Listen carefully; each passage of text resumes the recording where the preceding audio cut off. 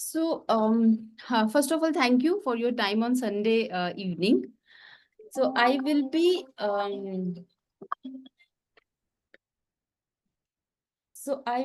taking you through the very basics of Mandarin language. I know some of you may know basics or some understanding of Mandarin language. And I will also take you through the level 1 course, which what I cover in level 1 course, and followed by what are the 3 different ways in which you can join the course. And then at the end, we can have question and answer session if any questions or any doubts you have related to Chinese language in general or related to a course particular. Okay, so I'm just going to share the screen. Before that, any expectations from this course or what you want me to cover, if any of you can tell me? Hi, Sonia. I think, yeah, I mean, you are right. Basics of the Mandarin is what, I have come down to why I'm joining this session so that I could, basic communication can happen. Maybe if I learn that, I don't know how much time I will take to do that. But then if that happens, maybe in a quarter or so, then probably I can think of something called advanced Mandarin. But as of now, to kind of just to have that basic communication. Okay, got it. Got it. Same here. Okay, thank you. Yeah, anything else? Fine. Okay. So let me start. So you can see my screen, right? Yeah.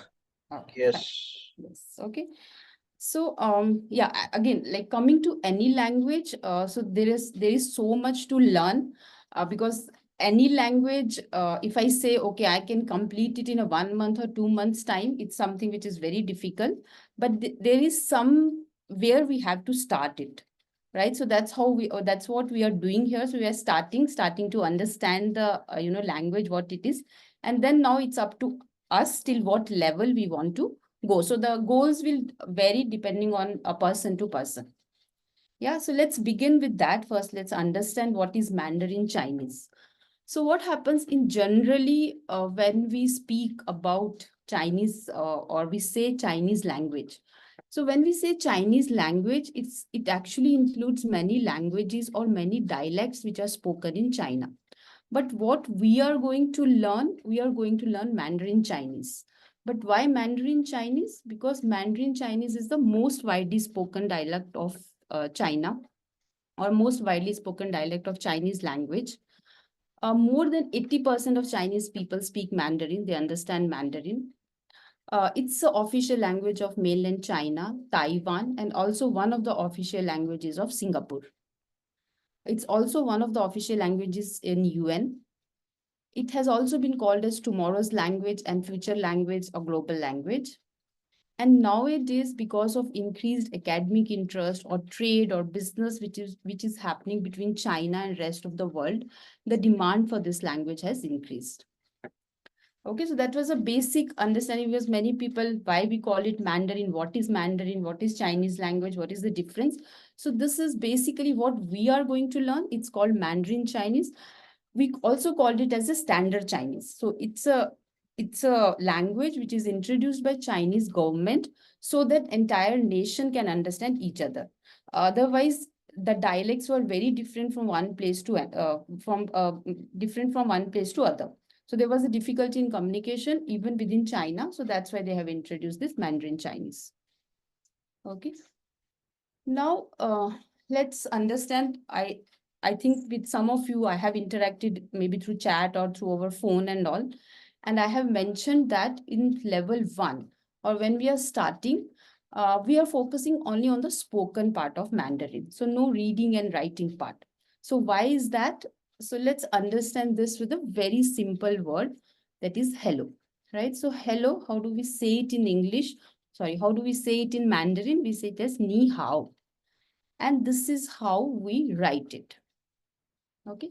So these are what you are seeing here. These are called Chinese characters. Okay. So this is basically a character for ni, and this is the character for how. But here, what I am doing, I am actually using English alphabets to pronounce Chinese characters. So this system where I'm using English alphabets to pronounce Chinese character is called as pinyin. And this pinyin is also a standardized system, which is developed again by Chinese government to have a pronunciation part of Chinese language. It also serves as a bridge for non-natives to learn this language. Suppose if I show you the word hello and I directly tell you, oh, this is how we write it, and I'll now show you this part. Okay, then it would be very difficult for any non-native to understand this language. So it also serves as a bridge for understanding this language further. Now, having said that, in level 1, we are not going to focus on this part. Okay, we are going to focus only on this part. As a beginner, if you start learning both together, it becomes a bit complicated. It's actually like learning two languages together. So which becomes a little difficult. So that's why level 1, we focus only on the spoken part. And if someone is pursuing higher levels, then we start with the reading and writing also. But before we get into the pinyin, I would like to give you a brief introduction about these Chinese characters or this Mandarin language or Chinese language, what it is basically. Okay. So when we learn any language, right? When we start learning any language, what we start with? We start with alphabets, right? But in Mandarin language, we don't have alphabets. So there are no alphabets in Mandarin language. But what we have characters. So there are Chinese characters for each and every word. Okay, so the Chinese name for Chinese characters, we call it as Hans. If I have to say, or if I have to write, or if I have to say water, there is a character for water. If I have to say car, there is a character for car. So like that, we have many characters, right? So there are no alphabets. Now, how these characters have come into picture? So in ancient time, when they started communicating through writing, they actually started drawing the picture of an object. So many of Chinese characters are also we also call them as a pictograph. So those have been derived from a picture of an object. And then we do have many Chinese characters which are concept based. So like that, we actually have many categories of Chinese characters, but just broadly we understand this. Like we have some characters which are coming from picture of an object, and some characters are concept based or meaning based characters. So we have characters for each and every word. Just to make you understand this particular slide, if you look at the picture of, or if you look at this picture, so this is how fire looks, and this is how they started writing fire. But again, over a number of years, it has been evolved, it has been simplified, because it's not possible to draw a picture of each and every object. So it has been, simplified further, and this is the character for fire. Again, if you look at just like this character, you may not find any resemblance to fire, but when we teach, when we learn, we teach like, it looks like a fire flames. So then you can kind of relate back, and you can understand that. So if I just see this character, I will not find any resemblance to fire as such. But this is the character, present day character for fire. Similarly, you can see here, this is how they started writing tree, and now this is the character for tree. And similarly, you can see for mountains. So this is a very simple Chinese characters I am talking about, which have been derived from a picture of an object. Okay. Now, coming to Chinese characters. So as I told, there are no letters. We don't have letters, but we have characters for each and every word. So can you guess how many Chinese characters we'll have? Anyone can guess how many Chinese characters do you think we'll have?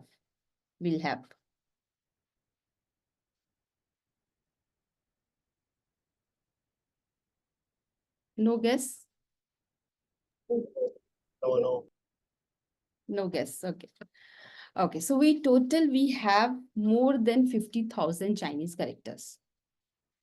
Okay. So we have more than 50,000 Chinese characters. Again, we don't have to learn 50,000 Chinese characters. If someone is familiar with 6,000 plus characters, so those are the characters which are used in everyday life. Okay. And when I'm talking about 6,000 plus characters, so 6,000 plus characters are basically, I'm talking about all 6 levels of Mandarin. Okay, it's all 6 levels of Mandarin I'm talking about. Again, to understand these Chinese 6,000 Chinese characters, to master these Chinese characters, to understand the usage of these Chinese characters, it again needs at least 3 to 4 years or minimum 3 years to understand all those characters, the usage and spoken part of that. Okay. Now these Chinese characters, they fall into 2 categories. So we have traditional and simplified. As the name suggests, simplified is a simpler form and traditional is a bit complicated form of Chinese characters. Okay, now having said that, not all Chinese characters fall into 2 categories. Okay, so there are around 1,500 characters which have 2 categories, which is simplified and traditional. And other Chinese characters are, they don't have 2 forms, it's only 1 form. In mainland China, they are learning simplified. Nowadays, they don't learn traditional Chinese characters. If you go to China, whatever the road names on the road you see, or whatever the hoardings you see, or it's everything is in a simplified Chinese characters. Traditional Chinese characters are still used in Taiwan and Hong Kong. But in mainland China, it's only the simplified form.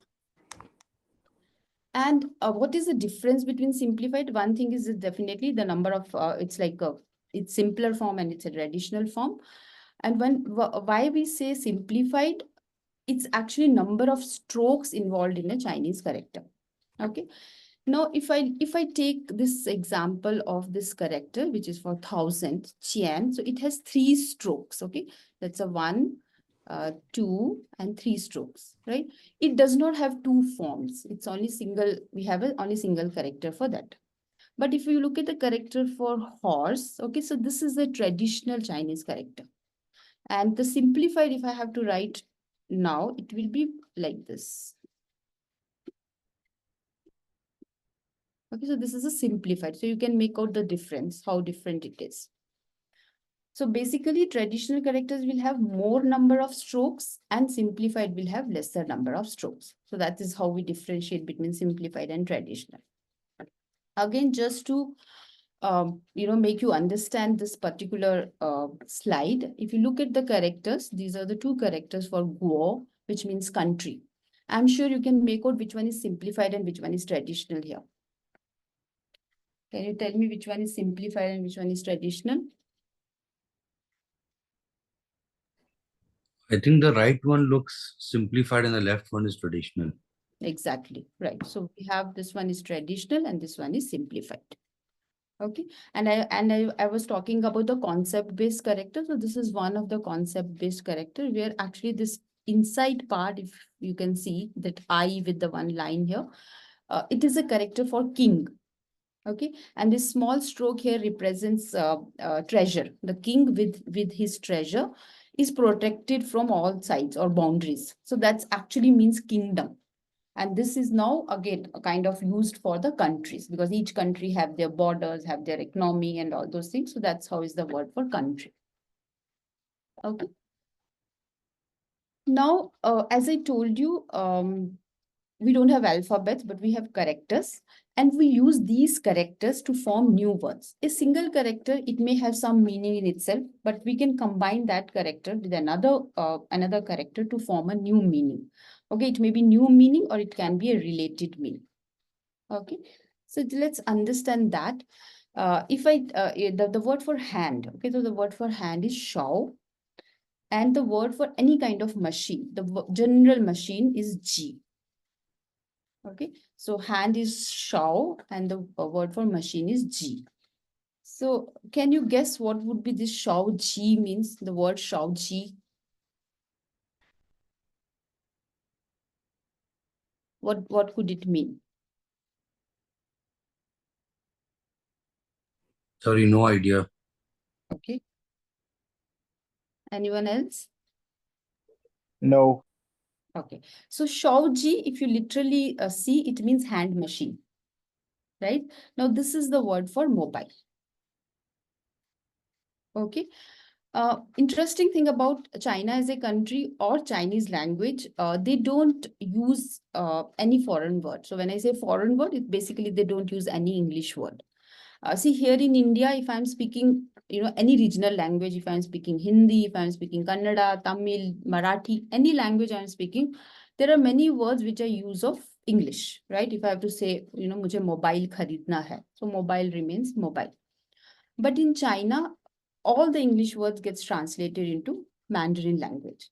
Now we can't have everyday new characters. So what they do, whatever the words or characters exist, they use those words to form a new word with some meanings. Again, this is a standardized system. It's not that anyone can use any word to form, but this is how they use the words or characters which are already available to form a new word. So as you can see here, Shaoji. So Shaoji is mobile, right?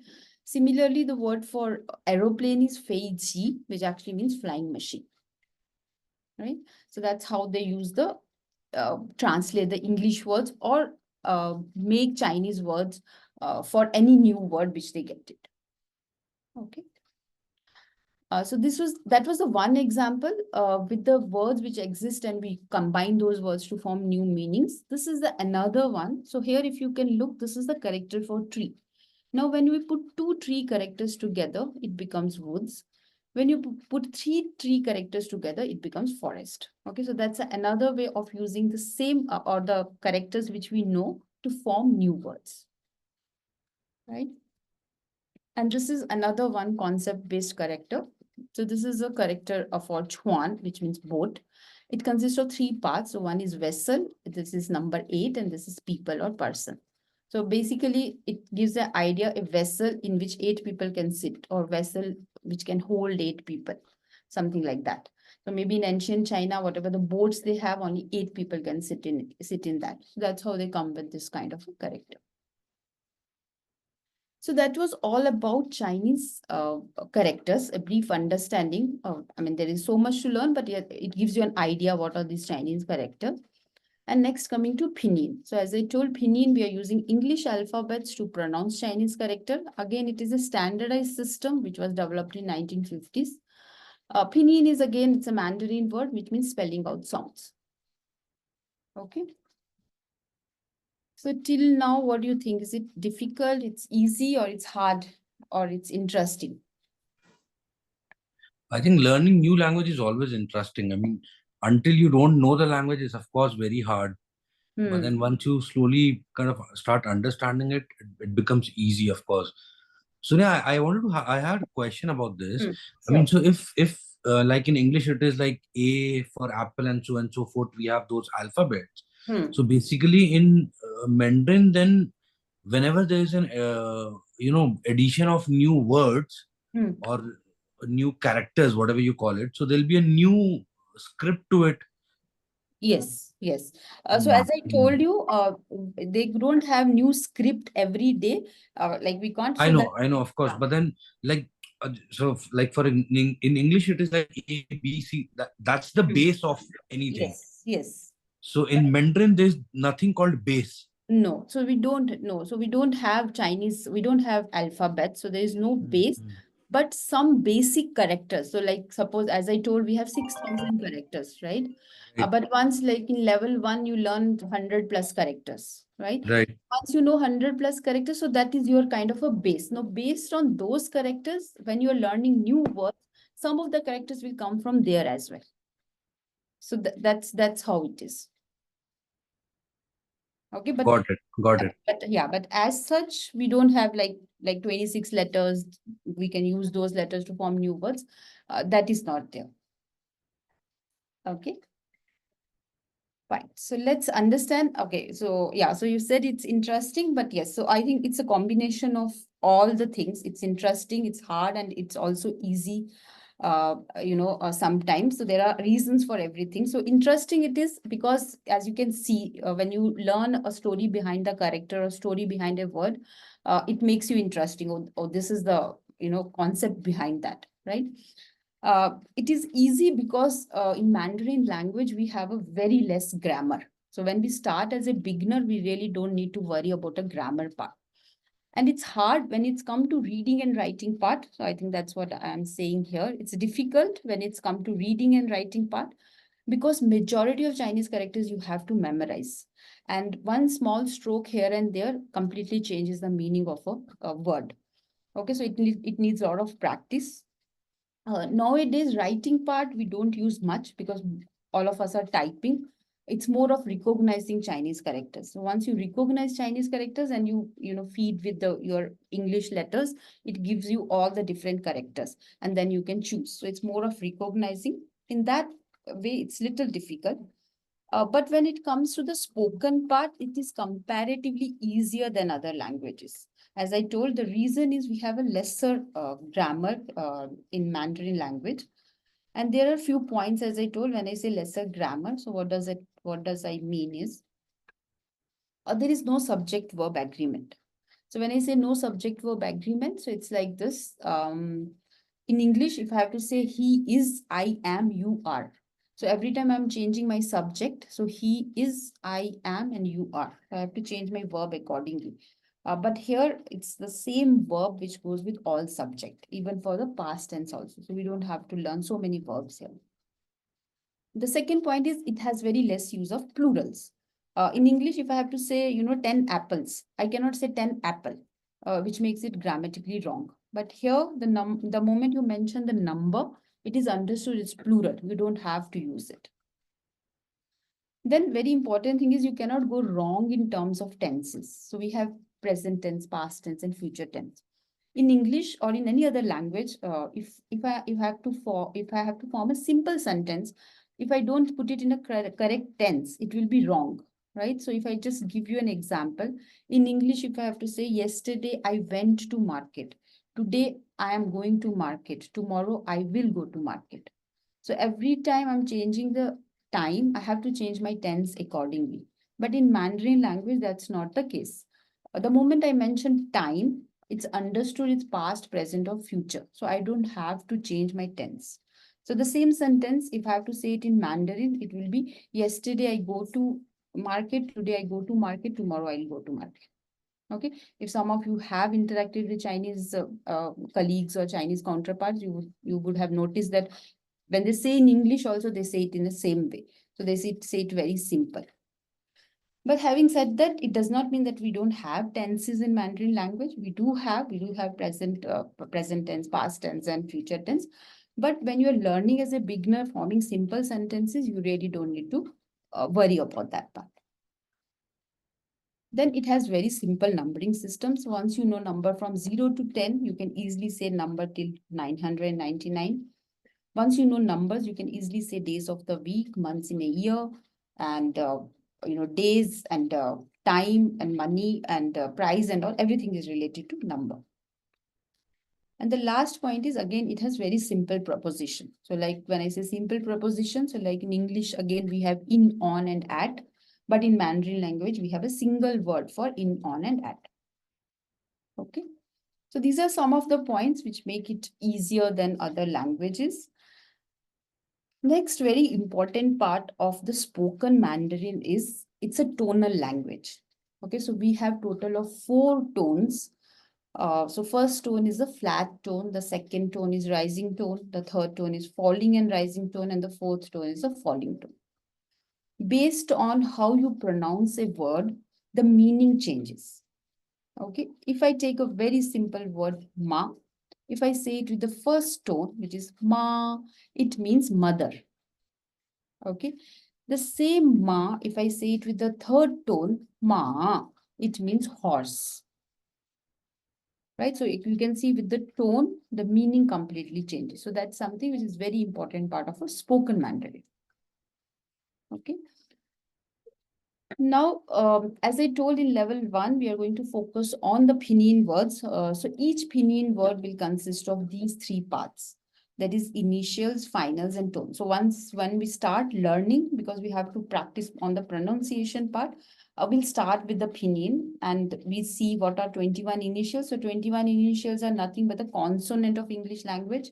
Then we have finals. So finals are basically vowels and different combinations. So we have 5 vowels, but I have written here 6 because there is a one special finals in pinyin system. And then we have tones. Again, I showed you 4 tones. I have written here 5 because some words don't have any tone mark on it. We called it as neutral tone. So like that, we have total of 5 tones. And each word, what we are going to learn, the spoken Mandarin, will consist of these 3 parts. Just to make you understand this, if I take very simple word how, in that H is the initial, A and O. So final can be a single vowel, it can be a combination of vowels, it can be a combination of vowel and consonant as well. So A and O is final. And the one which we are seeing on A mark, that's a tone mark.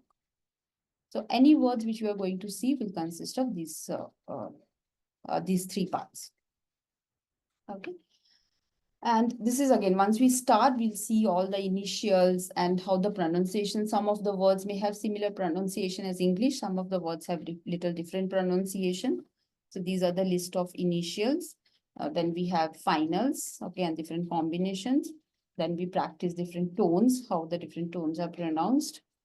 And this is again just for your understanding, the same word ma with the 4 different tones. If you look at the characters, these are the completely different characters. So that's why these all 4 words have completely different meaning.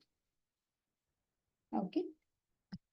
And then there is something called as a pinyin chart, which is again related to that, more of practice and all. We'll see that. And finally, so these are the topics which will be discussed in the or which will be taught in level 1. Okay, so total we have 10 such topics, and each topic will have their own set of vocabulary, their own set of dialogues, grammars, exercise, and listening exercise. Okay, so there are total of 10 chapters which will be covered in level 1. And level 1, as I have mentioned, it's a 30 hours course. So on an average, each chapter will take around 3 hours. Initial chapters will be little smaller chapters, which may take lesser number of hours. But on an average, 3 hours per chapter. So that's why we'll finish it in a 30 hours. Okay. So any question at... yeah, I think I have explained. We have vocabulary, we have dialogues, so we have grammar, we have exercise, and then we have a listening exercise or listening files also. So any questions till now? No. Okay. Sonia, how did you got to learn this beautiful language? So I was in China for 3 years. Got it. And, yes, so that's actually, I started learning because of the need there, because once you go there, it's very difficult to communicate. Yeah, so it's actually because of my need, I started learning it, but then I like this language. So I did my basic, very basic course from a private institute. And then since I liked the language, I went to university there and I did my 1 semester from there. And that's yeah, nice. yeah. Okay, so I would just like to, second, show you that this, yeah, one chapter structure I will show you so that you can have an idea how it is.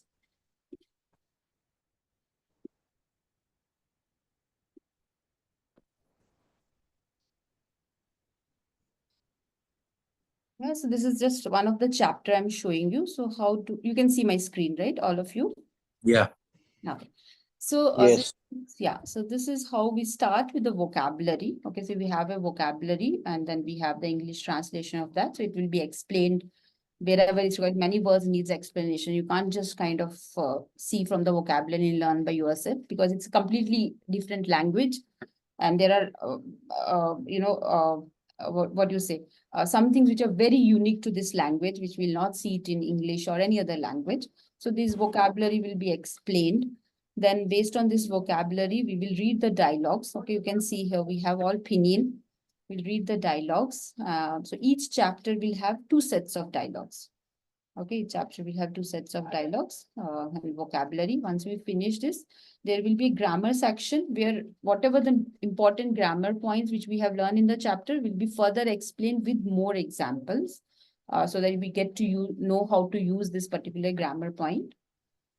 And then we have all kinds of exercises. So it could be a translation from English to Mandarin. It could be, fill in the blanks. It can be kind of whatever the grammar points we have learned related to that. It's like sometimes jumbled words and all. So everything is there. And we also have a listening exercise with each chapter. Okay.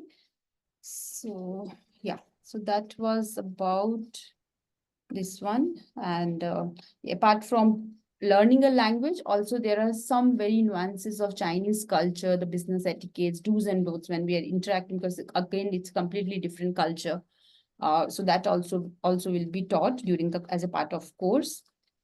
And yeah, so these are the three different ways to join the course. One is there are one-on-one sessions, but right now all the slots are full. Then we have a group classes, which is like starting from, even if I get two students at the same time and their timing suits, I'll start the session, which is like 2 to 10, but I hardly have 10 students batch. It's at the max 4 or 5 students I get in a batch. So that's another session. Another way of joining. And the last one is, it's a learning management system, which is a self-learning course where you can learn at your own pace. It's again hybrid approach where you can interact with me on a regular basis. So we'll have 4 sessions where all once you learn from the videos and all, if there are any questions, any doubts, so that will be discussed with the one-on-one sessions. Okay, so these are the different course fee structure as well. So, yeah. So that's it from my side. If you have any questions, any doubts, please feel free to ask. So I think from my side, Sonia, I would say is that me and there's one more colleague of mine in my team, we both do a lot of travel to China because of work. So I had spoken to him, but then he's traveling again today. So he's not able to join. I will connect with him tomorrow Monday, right? I'll anyways meet him. I will check with him if he's interested, and most probably he will be, because we both have to travel to China now and then. I will speak to him if that happens, and I think me and that guy are good to join. But then my question is that these classes would be on the weekend, or how does that the time See, slots and it's all like works? I take classes throughout the week, and even weekends also I take classes. It depends on, like, suppose if I'm getting you and your colleague there Okay, to join. So if you can let me know what right. are your timings and days you're looking for. So accordingly we'll fix that. So Mm. because like now we have here 4, 1, 2, 3, 4, 4 of you here. Let's say Yeah, two of you are, if you're planning to join, are available right, on weekends, and 2 of you are available on weekdays. So accordingly, because I have some other inquiries as well. So right, right. accordingly, I will form a group where, Mm. everyone's time and days match and suits them. Mm. So you And you're in the weekdays, it will be what, early morning, or because our office starts at 10 o'clock, yeah. and generally we're free by 6. Yes. So for most of my, like, the classes for working professionals are early morning, like before 9 or 10, and evenings. So that can be worked on. Mm. So you have to tell me your preferred timings and days, what you're Sure, looking. sure. So accordingly, then Okay, we'll. sure. Give me a days of time till tomorrow. I will check with my colleague, and then I will let you know what all options suit us, and Hmm. then probably you can check what all options you have, and then we Yeah, can sync in and start this. sure, definitely. Sure. Perfect. That's all from my side. Okay, thank you so much. Any other questions, any doubts? I'll also update you on Monday, Sonia.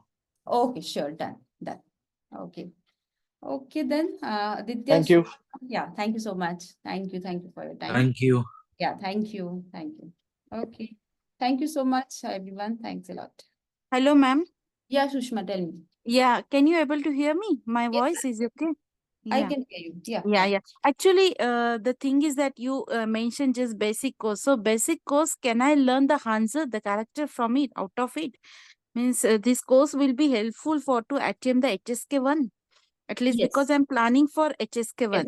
So Yes. in that case, whether this course will be helpful for me? Yes. In this Yeah. course, what I'm telling about 30 hours course, it also prepares you for HSK level 1 exam. Level 1 exam. Yes. So whenever you teach at that time, you will teach Hansa also in parallel, both thing. See, Or I what is like actually, you are planning? Because why I'm asking, if this course is not suitable and any other course is there, I can learn mostly focus on Hansa character. So that will be helpful for me for HSK1, because first I have to go for HSK1. right. Yeah, yeah. So HSK 1, you don't need hands. Don't need Hansa. No, Oh, till, but yeah, I till, heard is like they are started the planning for a no, Hansa. no. No, Recently, okay. till HSK 2, Yeah. till HSK 2, you have pinyin in your question papers. You don't need hands. Okay. Okay, Only okay. from HSK 3, it's only Yeah, from HSK 3, hands becomes compulsory. But at okay. till HSK 2, you can write your exam without Yeah, knowing Chinese characters. Okay. So okay, how I okay. take it, see, as I Mm, told you, the if you, I mean, I have told, right, if as a yeah, beginner, if you start learning both together, yeah, it is very difficult. But once you yeah, get the hang of this language, then yeah, you can start. So the people who are going for level 2, I yeah. suggest I suggest them to start with the reading and writing part also, because that's Oh, what, if you are going for higher levels, then you have to read and write. But to yes. begin with, I don't suggest to go both together.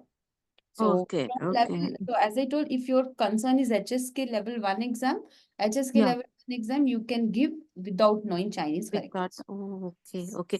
Thank you very much, ma'am. If anything future, we'll always Yeah, take help sure, from you.